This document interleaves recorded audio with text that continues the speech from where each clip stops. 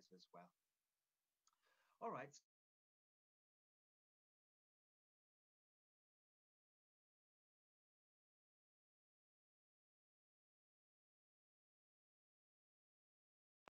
I'm your trainer for today, and my name is Del.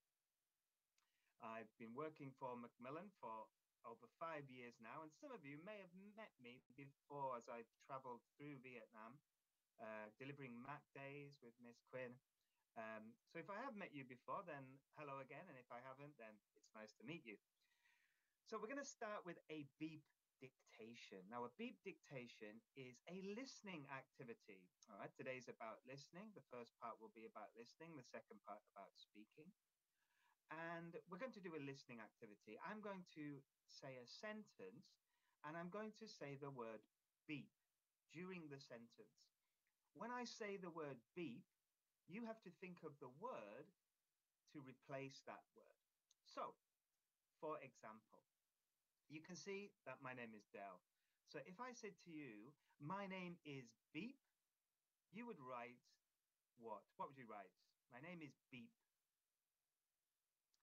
Good, good, good. All right. So you would write the name Del, exactly. All right. Excellent. All right. So I'm going to say the first sentence to you, and I want you to try and guess and find out a little bit more about me. Try and maybe listen to my voice, maybe look at me in the picture and on the screen and see if you, hello, Mr. Beef. Yes, that's very good. And maybe you can get some idea about who I am. So my name is Del and I come from Beep. All right, so what's the beep? My name is Del and I come from Beep. Any ideas? Britain, England, England. Any others? I've got America there.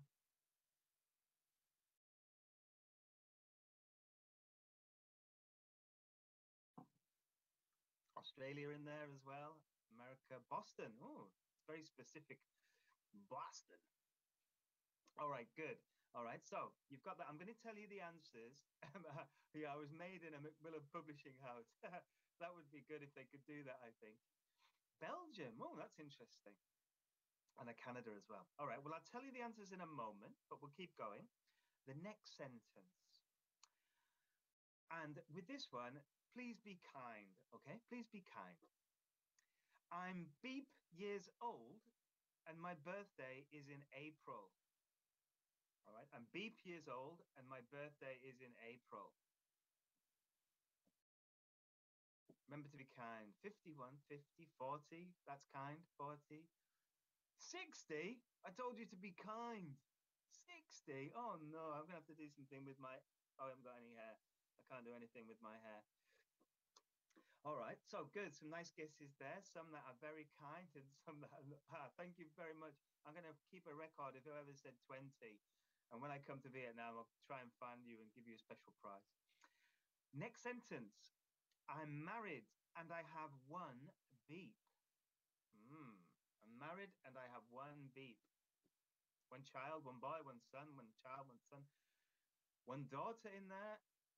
Lots of boys for some reason. Oh, and daughter, daughter. Okay, lovely. And then the last sentence, I've lived in Thailand for beep years. I've lived in Thailand for beep years. Lots of different answers coming through there, lots of different guesses. All right, okay, good stuff. All right, so I'm going to tell you the answers now. And this activity is just a bit of fun to get to know each other. What I would normally do now is ask my students maybe to, depending on their level, maybe to write sentences and make their own beep sentences and then tell each other. This is something that you can do at the start of a course. You can do it obviously yourself as a teacher with any kind of vocabulary or any kind of grammar as well. It's kind of a fun activity. So here are the answers. So my name is Del and I come from England. England is the answer. So if you said England, you're correct, or Britain would also be correct. That's the answer. I'm beep years old. 50 years old. So I think it got, when I was looking, it was around 50. People, the first one I saw was 51, which was nearly correct. Yeah, I celebrated my half century last month. I'm married and I have one daughter. Some people got that correct. And I've lived in Thailand for 23 years. Yeah, I've been in Thailand for a long time now. I've been in Asia for a long time. Yeah, I love it here. I'm based in Thailand. This is my home, but I get over to Vietnam previously before COVID. Many opportunities to come over. I used to come over 4 or 5 times a year. So hopefully, starting from July this year, I will be back over there again, doing training face to face as well. So with an activity like this, I said you can use for many different vocabulary items, but what's nice about it is you can give students the clues from the sentences. So the first sentence, I come from Beep, you're going to be thinking I come from a country or a continent. It's going to be a place. You can direct the students to lots of vocabulary for a place. I'm Beep years old. Obviously, that's going to be a number.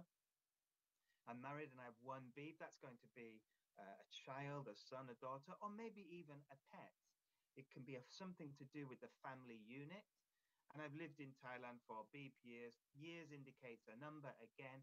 And you can really direct how you get students to answer these Beep questions. And there's lots of opportunities to adapt this activity. But a nice little listening activity to start. All right, let's get on with today's session. So here is our agenda for today's session. So we're going to look at the start. We're going to look at a framework for listening. So it's going to be kind of in two parts. The first part, the framework for listening, we're going to look at using images. We're going to look at using flashcards as well, which are kind of the same but different. And I'll show you why they're the same. Flashcards are more specific for certain images. And the images that I'm thinking of are very broad and can get lots of ideas. We're going to also look at a framework for speaking, and the framework is very similar. You can use this framework, and I'm going to show you how I adapted it, but they are very similar. But once you get used to using the framework, I think your lessons will become easier to follow. In the speaking, we're going to look specifically at giving instructions and how to group some students. And I'm using color coding here. So green will be our listening, blue is our speaking, but today is about integration as well of the skills. So speaking and listening, when they're joined together, you will see the skills are integrated. Now, I'll say here, and I'll say it again, with listening, I think you can practice this skill on its own, by itself. But with speaking, it has to have some form of listening involved in order, I believe, to speak. Except if we think about what I'm doing now, I'm speaking to you, but I'm not getting any listening. I'm not listening to what you're saying because the format is different. But in fact, I am listening to what you're saying because I'm looking in the chat. I'm getting input from the chat. So it's a kind of a form of listening, if you like. I'm responding to what you're saying. So with speaking, there's always some kind of other skill that goes with it. And we can see that as we go through. Today, we'll be looking at 3 of these titles of Tiếng An 1, 2, and 3 of the Global Success Series. And for the first part, I'll be looking mainly at levels 1 and 2. And then the second part, I'll move over to level 3. All right. But it doesn't matter what level that you're teaching. All of the activities I will show you today will be important for any level that you teach and really for any age group that you teach. So you can adapt these ideas for any class. That's my feeling. But I'm going to specifically target some of the materials just to give you some examples. The listening part, as I said, we'll look at levels 1 and 2. All right, so and specifically actually level 2 for the example. Now levels 1 and 2 follow a very similar format. In the unit, there are 8 lessons in the unit. And as you can see, they follow the same format. Lots of opportunities to listen. Here you can see the listening highlighted and lots of opportunities to speak as well. Lots and lots and lots, which is great. We want our students to communicate. And I've chosen specifically the first part of the lesson because this is one that normally teachers will always do. They will always teach the first lesson. Some of the other parts of the lesson, depending on time, they might miss out. But generally, the teachers will always do this first part of the lesson, the lead into the unit, if you like. And these skills are integrated with the listening and the repeat. So the listening and the speaking is the repeat part. So here is my framework to start us off. So I'm going to go through this framework with you, and I'll take you through the framework, and then we will break it down into small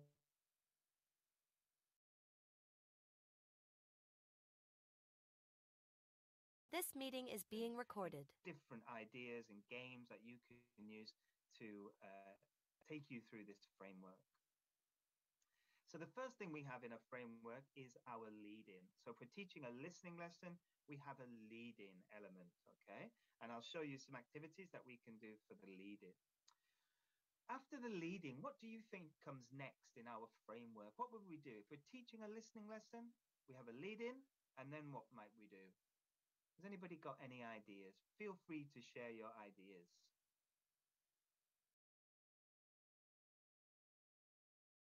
What comes next after the lead-in?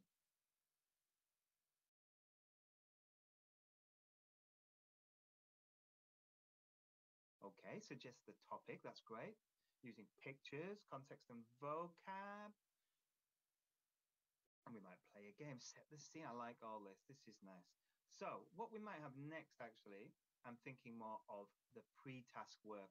So the things that you said, using pictures to set the scene, the characters, discover the pictures, this might be the pre-task work that we're doing. Some guessing, yes, some, what's another word for guessing that we always like to use? Prediction, right? So we always like to predict when we practice our skills. After the pre-task comes the setting of a clear task.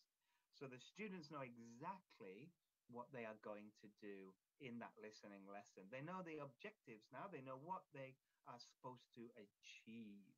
All right. And then we will play the audio. So that's what comes next. And yes, people are good. This is really nice. So we've got our pre-listening with those three points there, the lead-in, the pre-task and the set, the clear task. And then the while listening, playing the audio. And then what comes next?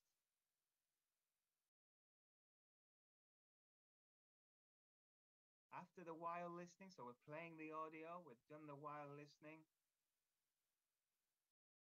Post listening, of course, yeah. And the post listening might be something to do with the feedback. So checking, very nice. Yeah, checking that you've achieved your aims, feedback on the task, and then could they do the task? So this would be checking that they've achieved their aims, or you've achieved your aims, but more importantly, that the students can do the task. So can they do the task? Hopefully the answer is yes.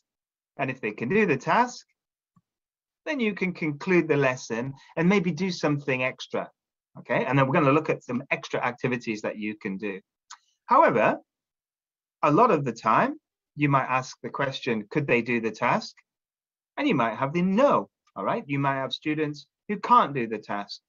What do you do now? What do you do if the students cannot do the task? Replay. You help them, of course. Yes, you play again, but it's very important that what Angyang THC Bin Long has said is to help, all right?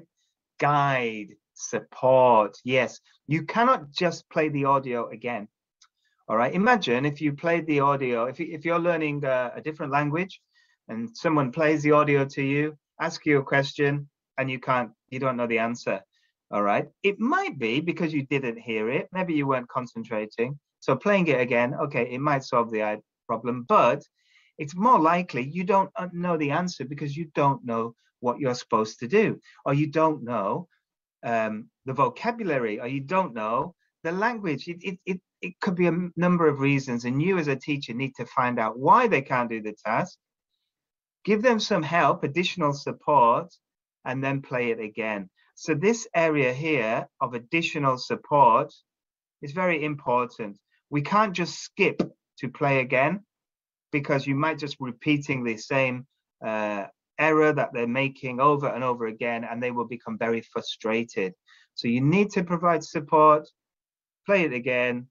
Could they do the task? Yes, and then conclude again. So let's look at some ideas for each of these stages. So our first stage is our lead-in stage. All right, so our lead-in.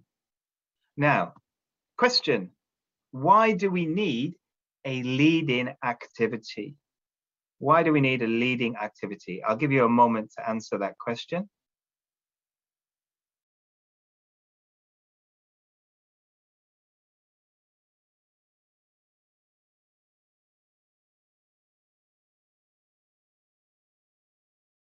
Let me have a look. To warm up, yes. Clear not, yeah, warm up, guess the topic, focus, feel relaxed. These are all great. To pay attention, yeah, to get them into the lesson. For sure, yeah, all good examples. And I hope you do leading activities to warm up, get your students ready. For me, I think a lead-in task is a really good way to get students interested in the topic, to find out what they already know about the topic, and to introduce the language that they need for the topic, and the material that you're going to be teaching, to set the scene, to motivate, all these things to get them ready for the task. So there are lots of leading activities that we can do. Using pictures is a great tool, and we will look at this in a moment about how we can use pictures.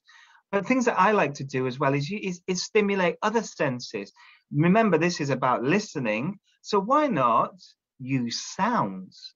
Sounds are a great way to bring emotions, to bring other elements of learning into the classroom. So, and they can be very powerful at bringing images into the mind.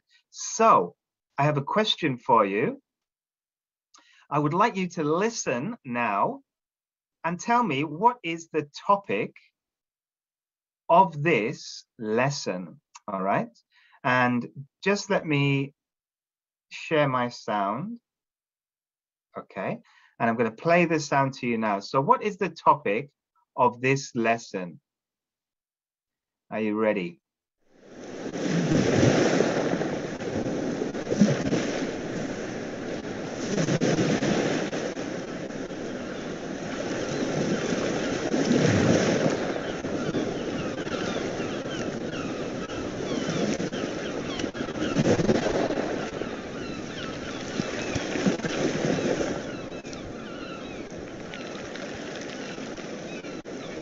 Lovely job. Okay, excellent. So I saw lots of great ideas. I can't read them all, but lots of people were talking about the beach, the sea, the weather at the seaside. Somebody said disaster, which again, that's amazing. Somebody's thinking about maybe like a perfect storm kind of situation, maybe where there's like an accident. So lots of imagination, lots of things coming out. And at this stage, there's no right or wrong answer. We've got animals, we've got waves, we've got lots of vocabulary coming out from just this one short sound. And on the internet, you can find loads of these sounds. So if you're teaching jobs, you can have people doing different jobs, hitting a hammer, or directing traffic, or anything that you can think of to get children using their imagination. It's a really powerful tool. So yeah, you were right. And here's my image. We're going to look at Unit 3, which is at the seaside, of course.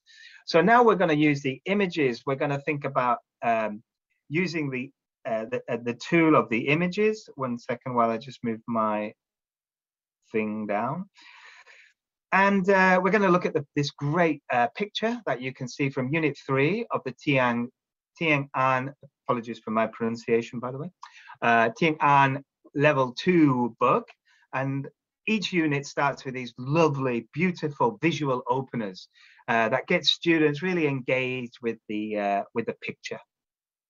So what we might do with this is we might now get students to label the picture. So they've come up with lots of vocabulary. The words that they came out from the listening activity, the sounds, they may have said the beach, and we can see the beach is here. They may have said waves, and we can see waves on the ocean. They may have said ocean. They may have said sea. They may have said holiday, and all these different words that come out.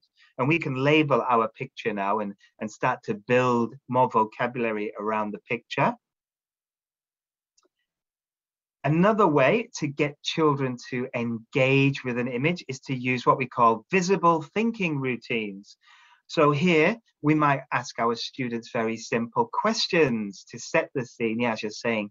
So these 3 words, see, think, wonder, very simple way to guide your learners.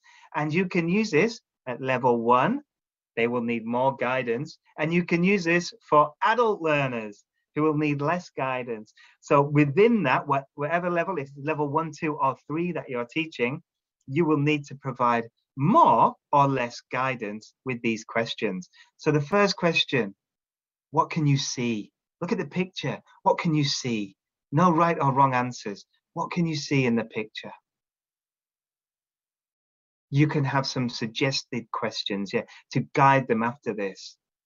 You can see sailing. Yeah, you can ask questions. What's the boy doing? What's the boy wearing? This kind of questions to help guide them through this. Excellent. All right, great. So, and you might ask for 1-word answers that you're giving me now. Level 1, you would get 1-word answers, right? Level 3, you might start to get more sentences. I can see a boy. I can see a girl. So you start to build their language around this. The next thing you might be asking, what do you think? So what do you think? So you can see them, but what do you think? They're funny, yeah, they're having fun, they're on holiday. You think they're happy, they're excited. So now you're starting to think about emotions, things that you don't know, but things that you think. You're really kind of like going deeper now into the image. So I think they're having a nice time. I think they're brother and sister. I think they're on holiday. So any of these ideas might be good. And as a teacher, you're guiding. So instead of what do you think, you might say, are they a family? And asking these questions. Happy? Sad? And asking these kind of guided questions. And then what do you wonder? What do you wonder? Something that I always wonder about, or I'm wondering about, the boy has caught a fish, right? What do you wonder?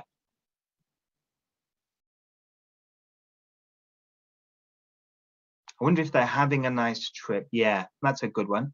Ah, good. Are they a family? Will they return? Ah, that's a really nice one, isn't it? Will they return? Or they will return. So are they leaving the island for good? Or are they going to come back? So that's similar. Yeah, I wonder if they will eat the fish. And I wonder if they are staying on the island. So that's very similar to will they come back? So these very simple questions can get lots of more information rather than just asking them to talk about the picture. You can guide them. Another way to do this is to use what we call salute. Now, salute is an acronym, all right? But what is a salute? Can somebody tell me what is a salute? What does it mean, salute?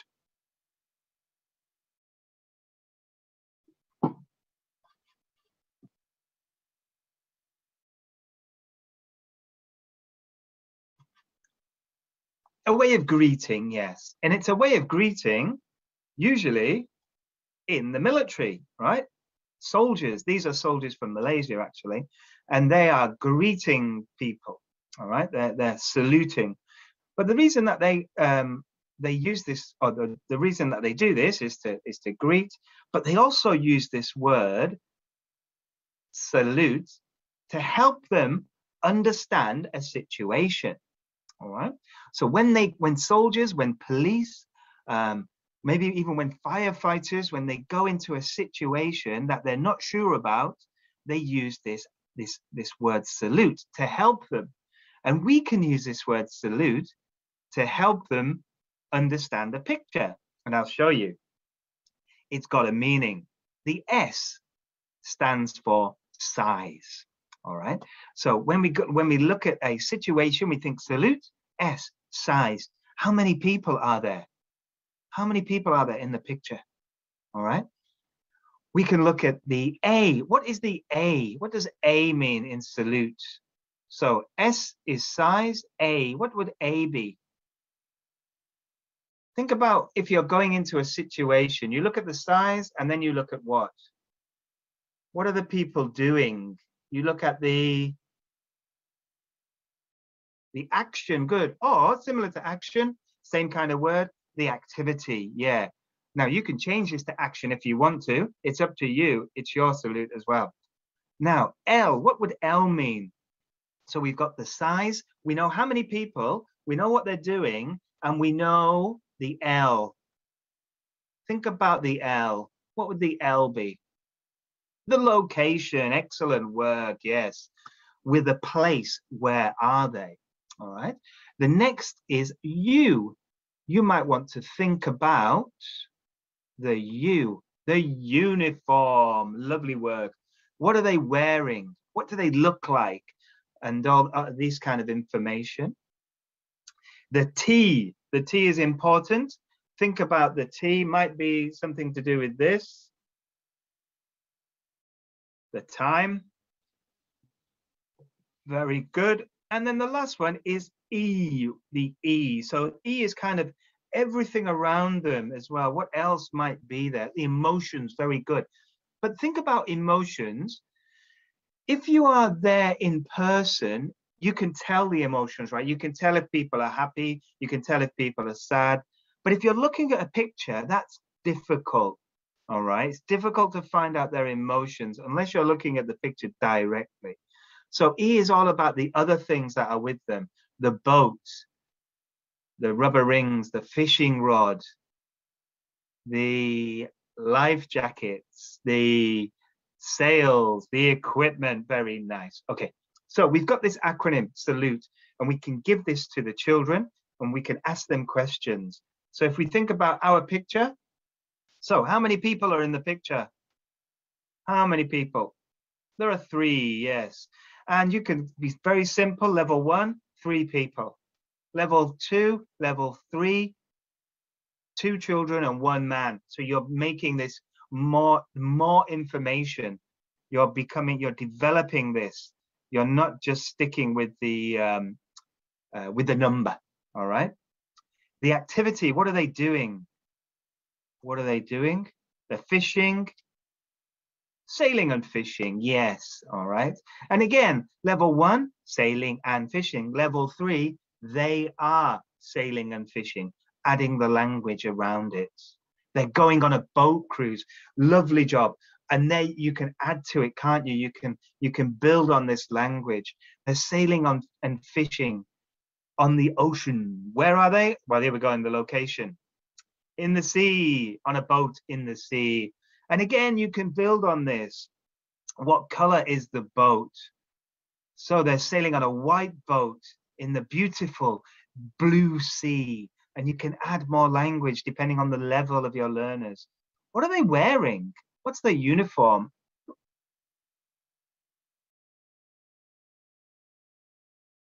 T-shirt and shorts. Perfect job. Same as Teacher Dell. And again, shorts and t-shirt. And again, you can add colors to this. You can add adjectives. A beautiful short, a beautiful pair of shorts and a beautiful t-shirt, or a very fashionable t-shirt. What a life jacket, very nice. What time of day is it? Morning, summer, good, lovely. So you've got the time of day and you've got the season. All right, this is nice. It could be morning. How do you know it's the morning?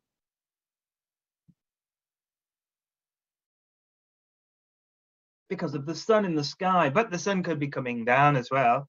So We don't know. We're not sure. It could be AM or PM. It could be winter or summer, depending on the country, right? Depending on the country you're in, because I know in Thailand, where I live, it's sunny all year round. And equipment. So what else can you see in the picture? Fishing rod, boat, bucket, lovely. Yeah, sails, life jacket, fishing rod, island, sand, sea, sun, tree. And from this, you're building up a much deeper understanding of what is in that picture. So I encourage you to use these acronyms, to use the visual thinking, see, think, wonder. What can you see? What do you think? What do you wonder? And also this salute idea to really build up a big, deeper knowledge of the picture. So that's our lead-in. And the leading task is going to be very similar when we get to the speaking of ideas that you can use. So you can play the sounds, label the picture, and see, think, and wonder. And then we do the salutes. And then we move to the pre-task. So the pre-task is really guiding our students now into the objectives of the lesson. So what we might do now is try and find the S words. So what S? Good, good, good. You can see the sun, the sea, the sun. A fish has got an S word in it as well. Good, yeah. Sail. What can you see on the sand? There you go, and you can see the sand on the beach. So what we're doing now is we're directing the students to the task. All right, they've come up with loads of nice words, and now we're directing them, we're scaffolding them, we're supporting them with the task that they're doing. So, and we're also trying to get the students to recognize that this sound S or S is linked to some of the words in the image. All right, so the knowledge of the sounds and the images is important. With pre-teaching now, that's and the S sound. Okay, now when we pre-teach these sounds, or when we teach these sounds, we need to be mindful and understand how we make the sound. All right, so we know students can hear the sound, that's and the S. Okay, S is the sound of the letter. It links to the decoding of what the letter says, but is actually how we hear the sound in the words. All right, so we might be wanting to teach our learners how to do this sound, how to make this sound. So it's important that you as teachers, you know how to make the sound, and you can tell your students to close your mouth, put your tongue behind your teeth and blow, and they can make the sound. Okay, you may need to find out whether they're using their voices or their which part of their mouth they need to use, and teach them how to do this. And I think with this, if you can do this in your first language or the student's first language, it's a little bit easier for them. You might want to make a distinction between S and Z, so that they can see there's a difference between the S and the Z sound if you've already taught the Z sound. And then similar with the Sh and S, you might want to teach the difference between those as well. But you have to be careful with this. You have to make sure that you're not overloading them with different sounds. And this careful progression of sounds you will see in the book itself. So make sure you look at what the students have already been taught before you start teaching them the differences between sounds that may come later. All right, so be careful of that. So today we're addressing the S sound. And what we might do now is ask them to think about, to do some prediction. All right, so what sounds do you think you will hear in the listening activity that we're going to do? So what sounds do you think you might hear? The sounds. What sounds?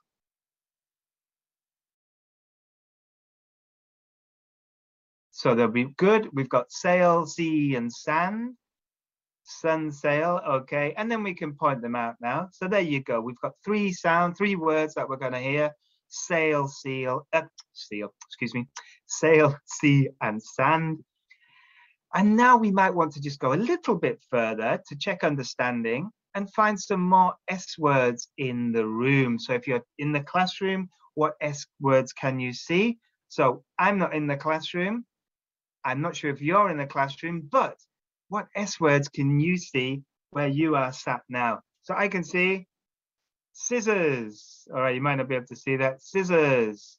I can see a sock. Okay, good. The students. Great. I can see a shirt. I'm wearing a shirt. My seats. Good. If you can see the sand on the seaside, I'm very jealous. You must be at the beach. What else can you see? Your shorts. Yes, actually, I'm wearing a pair of shorts as well. The screen. Good. Your skirt. Nice. So just consolidating and that understanding of the S sound or the S sound is a nice way to do that. We now move on to setting the clear task. All right, so the task that they have to do is a simple task. We might think it's a simple task. All they have to do is listen and repeat. But we have to be careful here. We have to make sure our students understand the word repeat. We often, as teachers, overlook these instructions. Now, they may understand the word sand because they can see the sand, the sail, they can see the sail, and the sea, they can see the word sea. But these instructions, it might be a bit more challenging for them. Repeat is not a high frequency word for students, apart from maybe in the course book, but they still need to understand what this word is. So make sure you're really clear about what students have to do in the task. And to do that, you have to model the activity. You have to model the task. So you will model it yourself, okay? You will do the activity yourself, show students what they have to do. And you can use gestures to model, listen, see, repeat, see, okay? And you're very clear and you model this. You model it by yourself, listen, repeat, listen, see, repeat, see, and you're very clear about your instructions. And again, with instructions, don't be afraid to use your first language or the first language of the learners. So in your case, Vietnamese, don't be afraid to use it to give them those instructions, to check your instructions. So you model it with all the students at the front of the class. You will then say to all the students, okay, I'm going to say see, and you will get them to then repeat see, and you can check, model, look around, big classroom, make sure you find out your weakest student that they're doing the activity with you. Then get a student to the front of the class, see, and the student in the front of the class will repeat back to you, and then get another student to come up, and one student will then say the word see, and the other student will repeat. Do this in the first time you do this, it will become very clear, and students will have a very clear understanding of what they have to do. So when you come to do the activity, you don't have to stop it and repeat your instructions. Okay, it's very important that you model and you give them clear instructions. And now we move on to playing the audio, actually doing the while listening task. Now, be careful when you play the audio, because if the audio is too fast, you may need to pause it after each word. So let's have a listen to the audio here, the example, and we'll see if you think it would be too fast or okay for your learners. Unit 3. At the seaside. Page 4. Excuse me.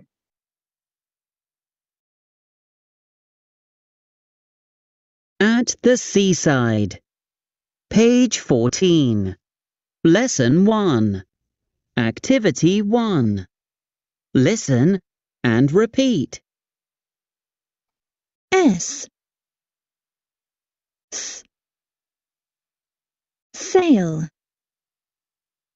Sand. Sea. So for your students, do you think that would be too slow, too fast, or about right for your students? Think about level 2 students.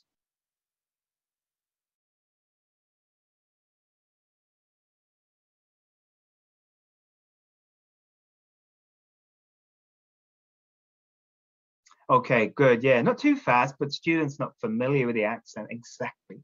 Yeah. So this is for level 2. You think it's quite slow. Now, I think, looking at, in my experience, I think that this might just be, for the first time, just a little bit fast. So I might want to stop it and repeat. Okay, so I might want to pause it, and I might ask my students to tell me if they want to stop it as well. I think that the goal is, at the end of the listen and repeat, is to have them be able to do it with that speed. Okay, but the first time they listen, it might be a challenge for them. So I wouldn't be afraid to stop it. Whoops, hang on, and let them have some time to be able to repeat.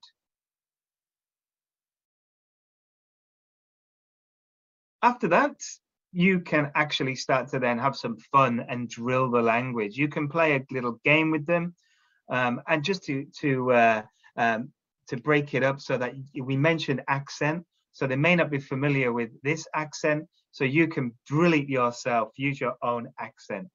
All right, and I'll give you some ideas about how we can do that using something very simple called I say, you say. So here's my classroom, and there's the teacher. So the teacher is going to say, see, and the students will repeat, very simple, the word see. This is drilling, okay? Choral drilling. So what you might want to do here is, after you've said the word see, is just get these 4 students to say it. The whole class, and then these 4 students, these 4 students, these 4 students, these 4 students, this line, this line, this line, this line, this line, depending on how you want to do it. And then maybe individual, you will say it, okay? And you can drill as much as you want. Now, when you're drilling, have fun with the drilling, okay? See, students, see, sand, sand, okay? This is boring. Students are not going to be excited, particularly young learners, particularly level 1, 2, and 3. They're not going to be excited by doing this. They will do it because you're the teacher and you've told them to do it. But why not bring a special friend to the classroom? Now, I'm just going to stop my background a moment to introduce you to my special friend for today. Do you know who this is? Hello, everybody. How are you today?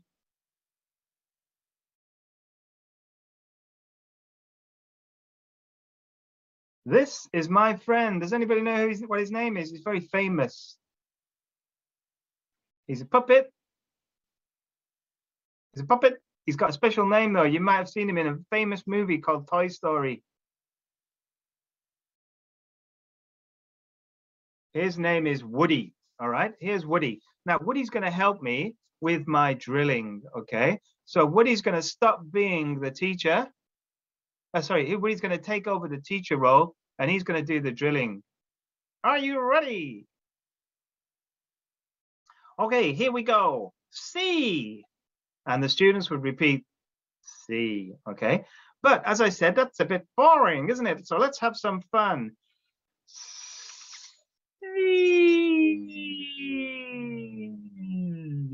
And the students will repeat, see. Okay, so they will be lengthening the sound, making the sound longer, and having a bit of fun with it. Woody might shout the word see, see, and the students would repeat in a shout. They would shout the word see. Woody might whisper, see, and they would whisper back. Woody might sing the word, see, and the students would sing the word back to Woody. All right, so have fun when you're drilling. Don't just drill see, see. Use Woody, use a puppet, use me. I want to help you, teacher. I want to help. Let me help. And Woody will help you drill the vocabulary. Students will respond much better if you use puppets, if you use some kind of teaching aid, and also it kind of directs the lesson. they're going to know exactly what they're going to do. If you bring Woody to the lesson, you've got Woody by the side of you. Okay, kids, what we're going to do now is, and you bring out Woody, they already know what they have to do. So you don't have to give instructions. They know Woody's going to say the words and they are going to repeat. It's very simple. So your classroom management becomes easier because you've got Woody to help you as well. So have fun with the drilling. You can also drill. So you drill as a class, then you drill in groups, then you drill individually. You drill all the words, but you can also drill like this. Show them the picture. So you say the word, anybody from any country, if I say the word see, and they look at me and they go, see, I think that they know what the word see is, right? But I don't know. I have no idea if they know that the sea is this water by the beach, on the coast. I don't know if they understand the word, but I know they can say it, but I don't know if they understand it. So then we use the images, the flashcards. Here we've got a flashcard of the word sand. You show it, the students turn around to each other. One says sand, one says sand. All right, so they're drilling to each other now. You're practicing with each other, and you can then monitor. Feedback, come to feedback now, and we're going to feedback on the task. Here we're going to think about praise. All right, we must praise equally. Now, I know my colleague John has mentioned this before about lollipop sticks. And again, a way to do this is to build up your lollipop sticks of your classrooms, and to, let me just get that out of the way, to make sure that you have your students' names, either lollipop sticks or even just note down your students' names. And when you've said, you pulled up their name, Gun, you've said, Gun, good job. You did a great job there. I heard you very clearly and your pronunciation was great. Proud, great job. And I'm moving them to the left-hand side of my desk. I'm moving them to the left-hand side. So I know that the students on the left-hand side have been praised, and these group of students on my right-hand side, they have not been praised yet. So I have a record of who's been praised, so I equally praise my learners. I'm going to praise them for different things. I'm going to praise them for their effort, and I'm going to praise them for accuracy. Effort is very important to praise. If you're only praising if they get things correct, you're not taking into account those students who are really trying. And with young learners, it's very important that we develop a growth mindset. We develop that feeling of trying, the feeling of developing our learning skills by doing things, by making mistakes. It's fine to make mistakes as long as we correct our mistakes, and we'll come to correction later on. But it is important to praise accuracy as well, so that the students do strive to be correct. 1 second while I change my background back. There we go. Could they do the task? Well, here we can check the task, so we can drill again. We can bring out Woody. Hi, everybody, and we can drill it again, making sure everybody's correct and they're all saying the words correctly. Again, make sure you have fun while you're drilling. Bring out Woody. We can check understanding. So this time we need to maybe use some flashcards to check understanding. As I mentioned before, anybody can repeat the words, but do they understand what the words mean? So this is where we check understanding. And we can do that by playing a game, a very simple game called Board Slap. I have, I'm just looking at the chat, some ginseng, that's nice. So Board Slap, I played this game many, many times. And the reason I've played this game many, many times is because it works. So you have the flashcards, the lovely flashcards that come with the book. Lots of beautiful images. You can put these images up. Now you will see I've got sail, I've got sand, and I've got sea. All right, these are my key words from my lesson. But this is lesson 3. The lesson before, lesson 2, we were looking at the K sound: bike, kitten, kite. So I'm recycling the language now, playing this game. So what I'm going to do is I'm going to say a word, stand, and the first child who stood at the side of the board will put their hand, will slap the board, and they will slap the word sand. The first student to do that wins a point for their team. They sit down and a new student comes up for their team. Split the class into 2 teams and they can play against each other and have a competition. And you can play this until the students get bored. If you think, oh my goodness, I have a big class, I have a lot of students, this is going to be quite chaotic, it's going to be quite noisy, that's fine. It's fine to have some noisy time in your class, but you can also make this a little bit quieter by simply having a paper cup and put the paper cup on the student's head. This will stop them from being too energetic. They will have to move slowly, because if the paper cup falls off, they lose a point. All right, so they still have to slap the board, but they're going to be doing it a bit more slowly to keep the cup on their head, and the class will be quieter as a result.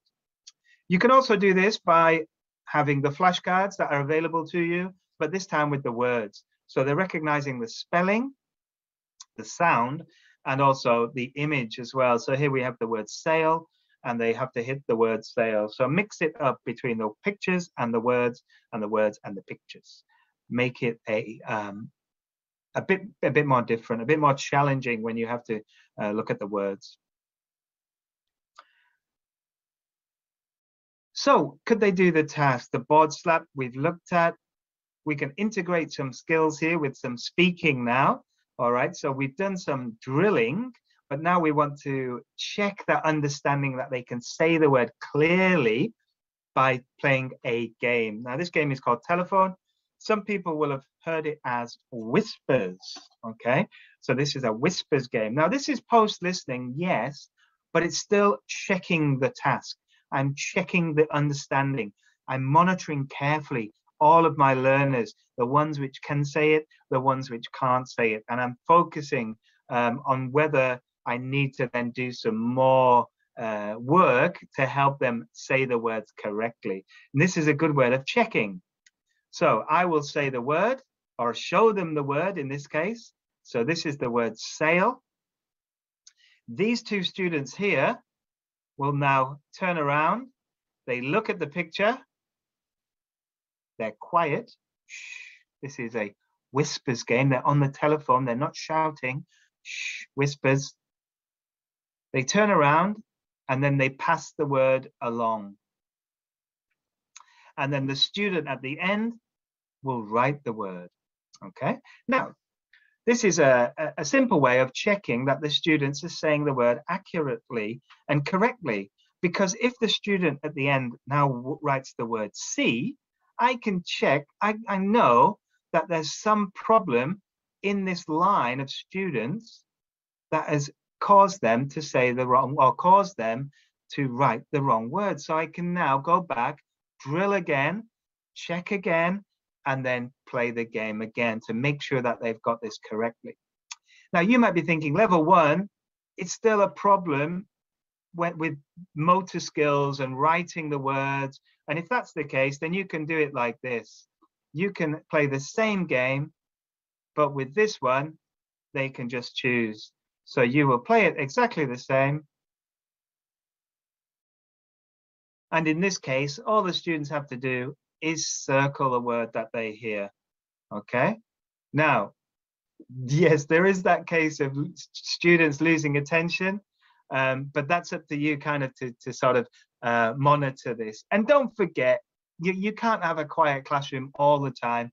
But as this is whispers, hopefully they are being quiet, because any team that isn't quiet, who isn't whispering, will lose a point. All right, so make it competitive. So we conclude that, can they do the task? So the question was, can they do the task? The answer is yes, they can do the task. And we can do some follow activities now.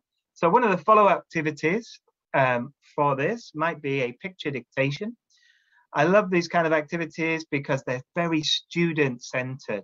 So you can get students, or you can give students a picture, give them all the same picture, all right? The same coloring picture. Everyone gets the same. And they color in the picture. Now, you might be thinking as, again, level 1, oh, coloring a picture, this is going to take them a long time. It could even take them the whole lesson. So you could give this for homework, to color the picture for homework, all right? And they can color the picture any way they like, all right? So every student will have a different color, different pictures. Then they come back to the lesson and they walk around and they tell each other about their picture. They show each other their picture and they can talk about it. They can go, oh, boat, the boat is blue. The sail is yellow. The sun is orange. The seashell is pink. And they can talk about their pictures, all right? So after they've walked around and shown each other, they're very proud. They've got these beautiful pictures. You then put them into pairs. So you put them into pairs. So they work together. And then you give out another blank sheet, the same coloring sheet, the same one that they have. But this one is blank, but it's the same one.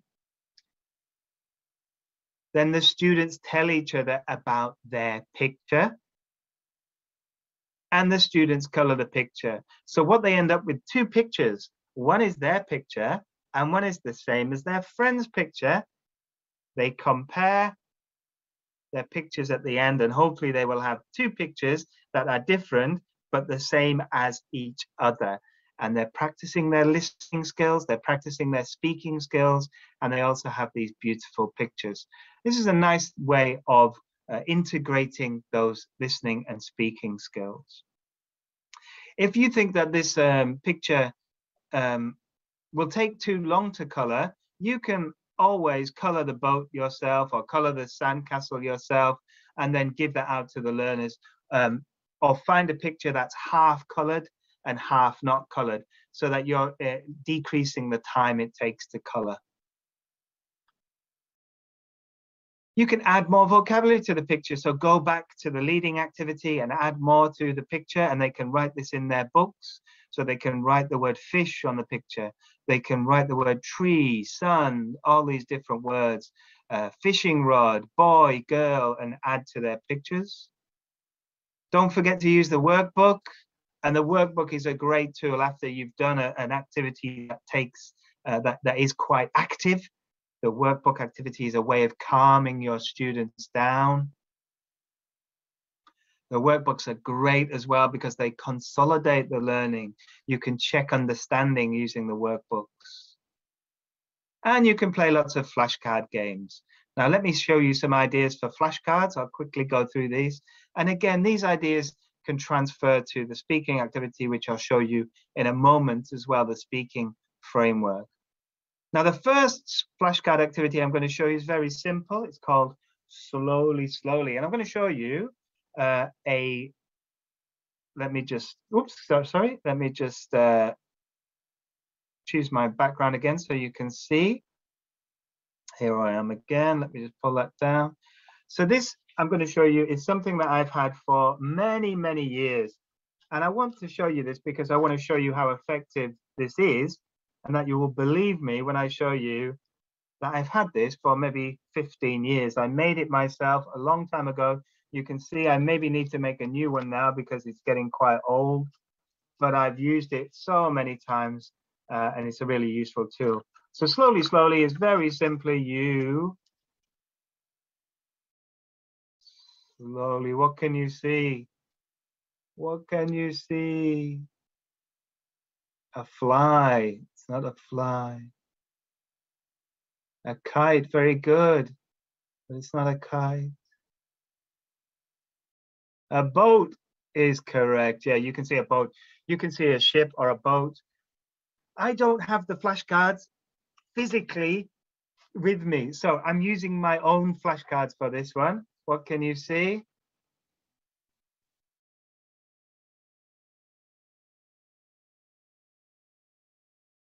Like a plane. A helicopter, very nice. Yeah, you can see a helicopter. So this slow reveal is just a really nice, easy way to introduce or practice the vocabulary for your learners. If you're using the flashcards or using flashcards, you can simply just, whoops, that's the wrong way. Sorry, I'm getting confused because of the camera. You can simply use another flashcard to show your image, a mountain, etc. Yeah, so it's a very nice, easy way to introduce your vocabulary to your learners, to build on your learners' understanding. So we've got slowly, slowly. Flashcard bingo is also a useful tool. With flashcard bingo, you write the words on the board, and learners simply choose 4 words and they write them on the bingo sheet, and then you, maybe I don't have these words, but similar, you will slowly reveal the words and they have to cross out the words that they can see. All right, very simple. Bingo is always fun for students because generally there's a winner and they love to shout out bingo. You can do a game called What's Missing. Now you can play What's Missing. I'm going to play it using my PowerPoint because we're online, but if you're face to face, What's Missing is a very simple game. So if I show you my flashcards, what can you see? We'll drill these. We've got a mountain. We've got a forest. Good. We've got a lake and a river. Very nice, a river. Okay, so I've only got 4 flashcards here. It's just an example, okay, but I'm going to shuffle my flashcards now. All right, and I'm going to take one out. So now I only have 3 flashcards. So which flashcard is missing?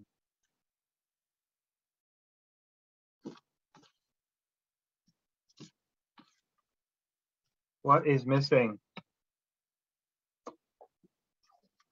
You've got it. It's the river. The river is missing, okay? And you can play this. You can get students to be the teacher. You can give the flashcards to the student. The student can take one away, be the teacher, and then show it to the learners. And it creates a lot of fun and a lot of excitement. If you're teaching like this, you might say, I might ask you now, what's missing from my flashcards? The bike. Yes. What's missing? Quick, quick.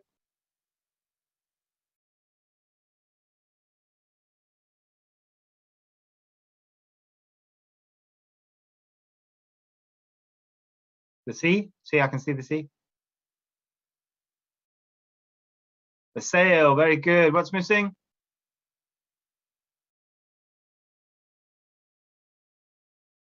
The sand. Very good. And so on and so forth. So this is a really nice way of just checking your understanding, playing a different game at the end of the activity, just to consolidate learning. With flashcards, you can also play Magic Eyes. I love this game because this game provides a sense of achievement. So I've got my flashcards here again, and we can see and we can drill kitten, sea, kite, bike, sail, sand. And I can just change my, before I get told off. Kitten, sea, kite, bike, sail, sand.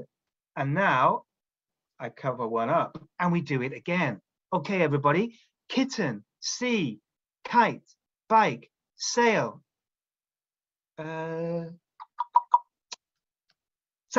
Yes. Okay, good.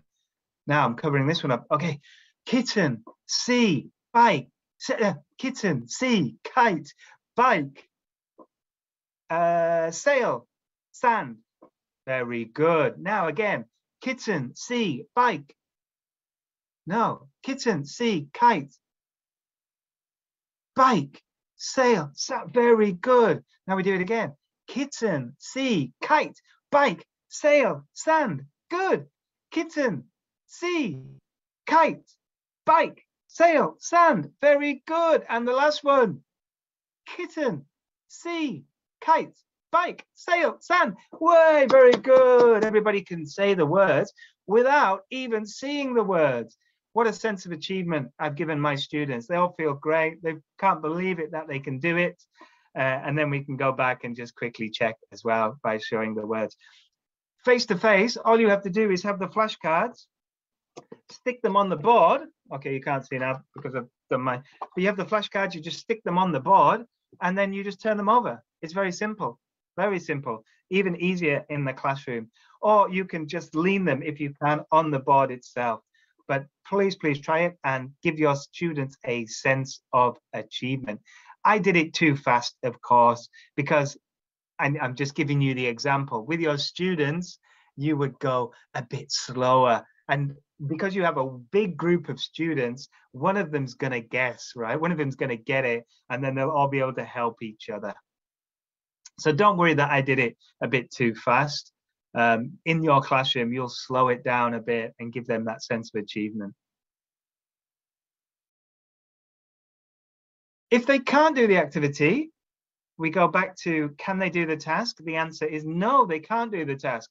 Maybe some students are not repeating the words, or they're repeating them incorrectly. So you have to identify the problem. Is it a language problem? Do they not understand the words? Are they getting the words sea and sand mixed up? Are they not saying it correctly? Is there a problem with the way that, are they saying zan instead of sand? You need to check this. Is it your instructions? Do they not know what the word repeat means? So again, you need to find out, identify the problem and correct it, and then do the task again. So here's our framework for listening. It looks something like this. And I think if you follow this framework, you'll have lots of opportunities to really make sure that you achieve your aims and that your students achieve their aims as well. Frameworks are a really good way of just supporting your teaching. However, we also do have in the teacher's guide the fantastic procedures with all the objectives. So please don't forget to use this. Somebody mentioned earlier about having the energy to do this for 8 periods. We had people saying that, you know, they've got teaching a lot of lessons throughout the day, and that's understandable. You have large classes, lots of students. So go back to your teacher's guide to help you with that. Drink some ginseng tea, which is what I think somebody said, and make sure you have lots of breaks within your lessons so that you're resting yourself as well. Maybe some times to breathe between activities. Do some breathing activities, some brain breaks. I'm going quickly because I'm giving you lots of ideas, but I don't expect you to do this so quickly in your lessons. Otherwise, by the time you get to lunchtime, you're going to need a sleep. All right, so I'm just giving you ideas. Take one, take the other, use it at different times, use them when you see fit. But obviously, you're not going to use them all at the same time. You have to select and use the teacher's guide to help you. So let's now look at our speaking. So the speaking framework, we're going to follow for level 3, a little bit of a higher level. And you will see in the speaking lessons in level 3, or the lessons in level 3, they're very similar, but lesson 4 can be different. Listen and circle, listen and number. And you can also see here, lesson 5, look, complete and read and match. So they're very similar, but a little bit different. Lots of opportunities again for listening, lots of opportunities for speaking. And I'm looking at let's talk, because I like the word talk. I think that really says a lot about production. And when you talk, people listen, so they integrate the skills, as you can see in my rectangle. It's going to be a very similar framework: lead-in, pre-task, setting a clear task and a model. We're going to complete the task rather than listen to the audio. Feedback on the task. It's going to include correction. Could they do the task? Yes, no, additional support. So the framework is very, very similar. All right. And I like the fact that the framework is similar, because there's not much for you to remember now. You can, if you follow this framework, you should have a really good lesson. Your lesson will be easy to follow. Your students will understand what they're supposed to do at each stage, and you can combine this with the teacher's guide lessons as well. So the first thing I'm going to do is show you what I've chosen. So I've chosen unit 13, and it's my house. I've chosen this just because it looked like a nice unit. I didn't choose it for any other reason. And what I've decided to do is really focus on the production. So you will see the let's talk, where's, it's. So the student have to produce the language. All right, they have to produce the language. So let's look at how I'm going to do this and how it fits with our framework. So the lead-in, we're going to look again at vocabulary, building the students' vocabulary around the topic of the house, my house. All right, so very similar to the listening lesson. We're trying to stimulate interest, but get students interested, find out what they already know, introduce our language. So what we might do is we might brainstorm. Before we do 4 corners, we might brainstorm. So we could put the students into 4 groups. One is the living room, one is the bedroom, one is the kitchen, one is the bathroom, and they can write down all the things that they can see in these rooms. You could bring objects into the lesson that come from these rooms, and you could pre-teach some of the vocabulary. You can also play a 4 corners activity. 4 corners looks like this. This is your classroom, all right? Now, it might not look exactly like your classroom, and your classroom might be a bit smaller, it might be a bit bigger, it might have more students, it might have less students. I imagine it's got more students, right? But this is just an example. So what you want to do is look at the classroom. Normally classrooms have 4 corners in the classroom, and you put these words or these pictures into the corners of the room. Now, if you can move the chairs in your classroom, this is great. If you can't, you can do this activity in another way, and I'll tell you about that in a moment. But what I like about this is that there is some movement. There's a little bit of total physical response, some TPR. So the teacher will now say, where's the frying pan? And here the teacher is providing some vocabulary practice, but also modeling the question of where's the, okay? So this will come in the future when they do the task. So where's the frying pan? Which one is it? A, B, C, or D? In the kitchen, of course. So now my students, they will move to the kitchen, all right? They will all get up, stand up, and walk to the kitchen, which is C. But one student, oh no, he has gone to the living room. So he's not clear whether, we're not clear whether he understands whether what a frying pan is or what a kitchen is.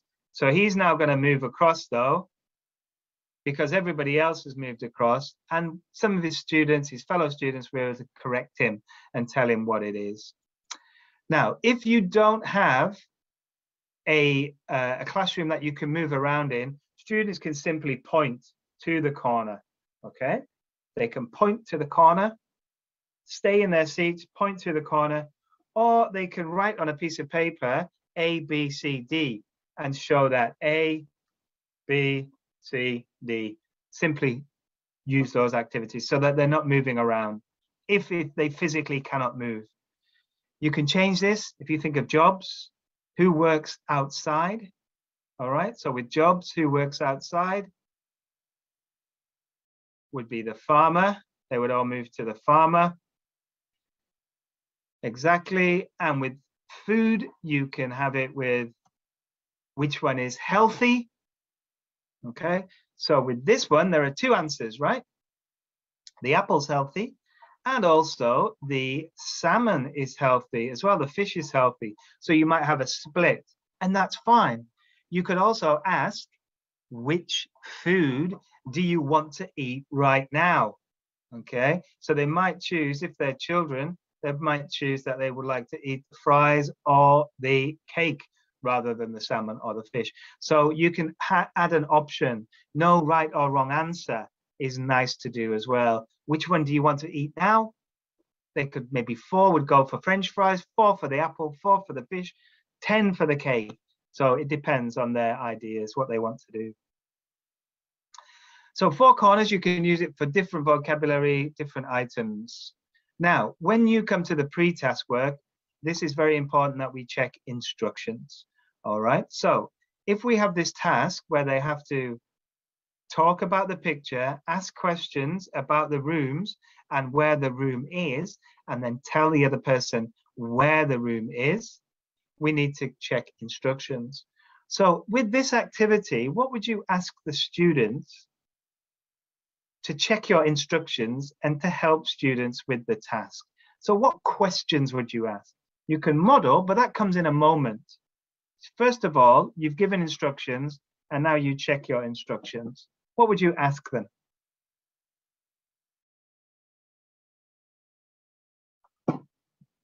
Good. Good.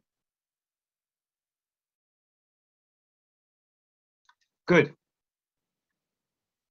Yes. Good, good. What will you do is nice. Yeah, okay. Yes, no questions, WH questions. Good. Give me some specifics. Yes, good. What can you see? How many rooms? Good, good, good.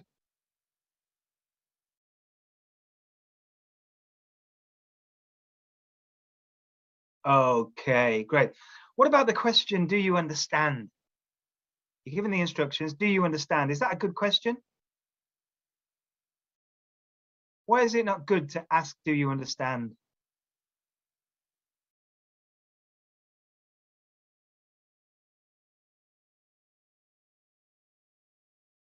If I ask my students, do you understand?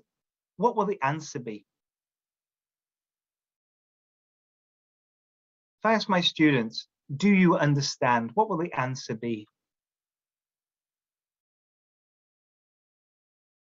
Yes, the answer will be yes, of course, all right? So we can't ask that question. Be careful if you ask that question. Is it clear? The answer will be yes, all right? No student was going to put their hand up and go, no, I don't understand. They just won't do it. They will go, yes, and then they will do the activity and maybe they don't understand. They're not going to admit it. So do you understand? Stay away from that question. Questions like, what does the picture show? How many rooms?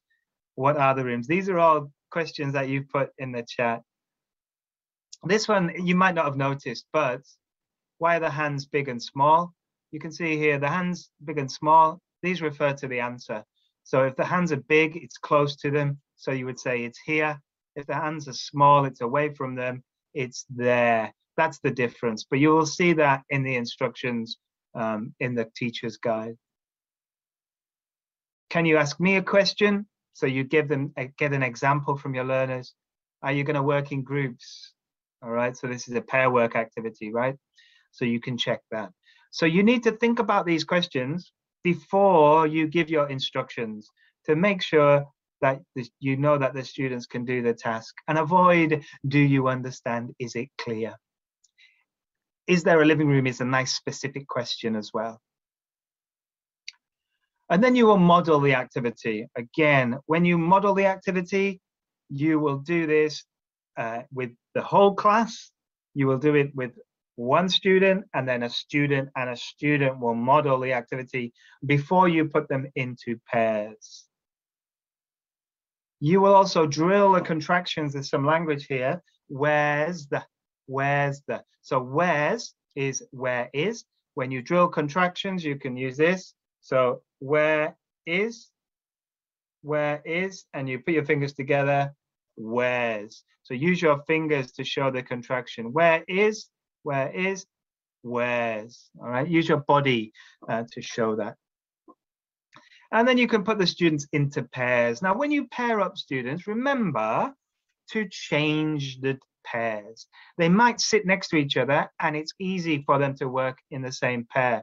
But if you've got 2 weak students working together all the time, And two strong students working together for the whole term all the time, it might not be a good thing when you get to the end of the term. They might not have had any interaction with other people, and they might not have been able to get that development. So mix up your pairs, and you can do this many ways, but I'm going to give you a suggestion. It's called line up. Stand up, all the students, get them to come to the front or line up against the wall, and ask them to stand in line from the tallest to the shortest, from the oldest to the youngest, from the number of letters in their name, the longest name, to the shortest name, the number that they are in the class, the number that they are in the class. So the highest number, the smallest number. And then the one at this end and the one at this end is one pair. The one at this end and this end is one pair and one pair and one pair. Change it. Make sure you have some diversity in the pairs that you have. This keeps everybody interested and everybody on their toes. I'm going to give you a document later with some ideas as well, how to line people up. Then you complete the task. All right. So what do we do here? While you complete the task, you monitor discreetly. All right. This is so important. When students are speaking, you give them a chance to speak. All right. Don't be correcting them. All right. This is not the time to correct the students when they're doing the activity. Stand back, monitor, and make some notes. Write down. If you hear a mistake, write it down. But don't correct the student just yet. You will have a chance for them to correct themselves. Okay.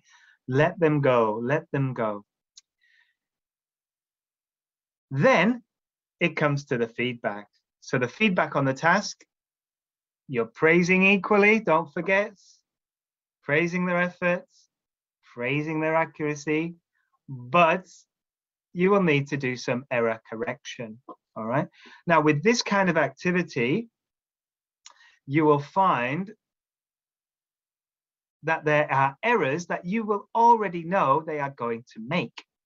And this prediction of errors from you as a teacher will help you when you do the activity beforehand to practice, but it will also help you when it comes to this feedback stage as well.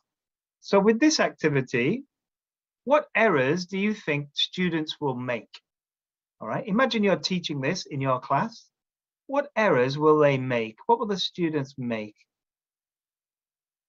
So they have to say, where's the living room? It's here or it's there. The sound at the end. Okay, good. All right, good. Pronunciation errors. Very nice. What other errors will they make? Where's the? Yeah, they might make an R sound. So again, pronunciation, intonation. Yeah, this is important, isn't it? Where's the? Rather than where's the? Here and there, they might get mixed up between here and there. I didn't think of that one, actually. That's very good, yes. So you might want to practice that beforehand. Okay, pronunciation again, we're thinking. Good. So here's some ideas. I've got that they might miss the article. So where's the living room? They might say, where's living room instead of where's the living room? No contraction. So they might say where is or just where. Where living room? Where is the living room? In my context, they might get mixed up with the wh and the v.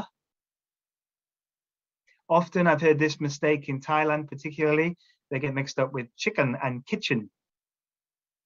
And the T and the th, the T and the th sound. So these are some predicted errors that I would come up with. And I might want to either drill this beforehand or just be aware of this when I'm listening and making notes. All right, so you have to be aware of these. And there are many ways to then correct these errors. And again, I'm going to share a document with you. Remember the contractions, you can use your fingers or turn it this way. Where's, where is, where's, where is, where's. You can use your mouth to show the different sounds. Missing article, where or where's. Living room. I'm doing it the other way around. The camera's the other. Where's living room? What's this one here? What's this? And they would tell me the, oh, hopefully. So using fingers is a nice strategy. And I'll give you this document that you can see here at the end of the session. So could they do the task? The answer is obviously no, they can't do the task because they're going to need some additional support. They're going to need some correction. And you've given them the correction, and now you repeat the activity. So you're letting them correct themselves. Again, you monitor discreetly, you make notes, and you can then repeat the activity again with a different pair, different students in different, working in different sounds, different pairs. You can even make this a competition. Okay, we're going to do this for 5 minutes, and I want you to try to work with as many people as you can. All right, you've got to tell me how many people did you speak to in this activity, and then at the end you can find out who spoke to the most people. And then hopefully at the end you can say, can they do the task? Yes, they can, and they can conclude the task now. And now you can really start to expand and personalize on the activities. Personalization is very important with any teaching. You make it about the learners themselves. So in the listening activity, we personalized by letting the learners color the picture themselves in their own way, how they wanted to color it. With this activity, we could get them to draw their own house. So here we have a traditional house. This is interesting for me because is this how you would draw a house? If I ask you to draw a house, would you draw a house like this? I think if you ask most children in Britain to draw a house, they would draw it like this, but not in Thailand. They would draw a different kind of house in Thailand. But this is how I would draw a house. But you get the children to draw their own house, and they can put their own rooms in the house. So this might be the living room, bathroom might be on the bottom floor, the kitchen might be on the top floor. They could change it around, make it their own house. At the top, they might have a games room or a reading room, something like that. What they would then do is complete the activity again. So they would do the same activity in pairs. Where's the kitchen? It's here, it's there. And do the same activity, but this time it's their own house. Integrate the skills. They would then dictate their picture to another student. So they have a blank image and they can do a picture dictation again.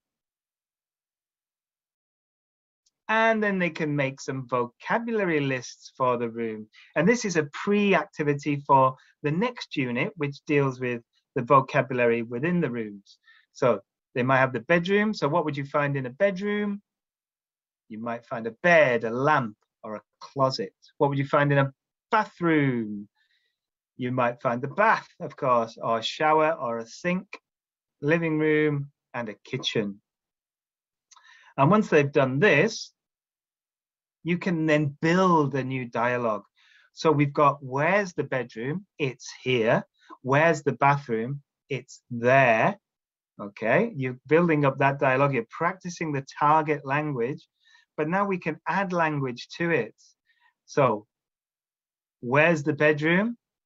It's here. We can then say, what's in the bedroom? So we're adding new language. And he would say, the bed, the lamp, and the closet. And we can start to build up more conversations, more language, and more opportunities for learners to speak. And we can then drill and practice again with more students. We go back, we complete the task again, and we have lots and lots of opportunities to practice our speaking and our listening. So let's have a look at the framework again for speaking. We're coming to the end of the presentation now. So we start with the lead-in, pre-task work, and then set a clear task and a model it. We complete the task. We have feedback on it. Could they do the task? Yes. So we conclude, do some other activities, personalize the activities. They can't do the task. It's probably going to be the first thing because they're going to be pronunciation errors, going to be language errors. So then you provide that additional support, that feedback, that correction, error correction, and then they complete the task. And then finally, you answer the question again, and you finish the lesson. So there's our simple framework for this activity, the speaking lesson. I think it's a really, as I said, a really easy guide for you to follow. But again, don't forget, we have the full lesson plans in the teacher's guide to help you step-by-step approach to teaching. And this will be where you should start, I'm sure, or where you will start to make sure you've got a good foundation of how to teach that lesson. And then you can add the ideas that I've given you to each of these stages of the lesson, the lead-in stages, the feedback stages, etc. So let me share with you now some documents. So I'm going to put these documents into the chat. So the first document I have that I'm going to share you is all about presenting vocabulary using flashcards and other ideas. So have a look. You can open this document. If you click on it, you'll be able to open that. We also have another document here, which will help you recycle the vocabulary. So when you've presented the vocabulary, this will help you practice it with your learners. If you're interested in putting students into groups, I have a nice document here, which will help you put students into groups. And if you are interested in correction, there's a document here to help you with error correction. And in addition to, if you're interested in learning more about correcting errors, we have a really good article on, let me just find it, here we go. A really good article on our website, which is all about error correction here. And I also wrote a blog on error correction, which you can find here as well. So that brings me to the end of my presentation, but we do have time for a question and answer section. So if you would like to give me any questions that you have, I'll be happy to stay around and answer your questions. While we do that, we also have a survey link in the chat. So if you could help me and give me your feedback on today's session, and also let me know what kind of sessions you want in the future, that would also be really helpful to find out as well. So let me have a look in the Q&A and see if there's any questions already there. All right, I think that's probably going to be answered by Miss Suan in the Q&A. But if anybody's got any questions, please let me know. Put them in the chat or in the Q&A, and I'll be happy to answer them.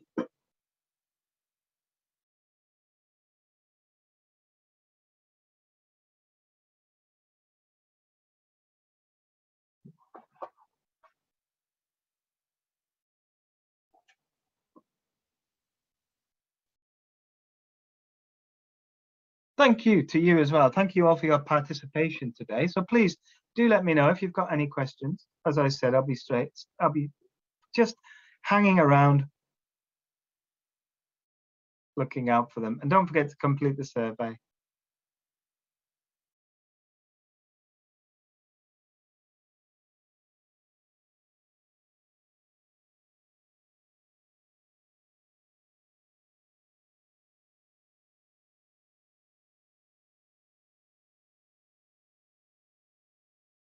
And I hope to see you very soon. If I come to Vietnam soon, hopefully in July. If you see me in July,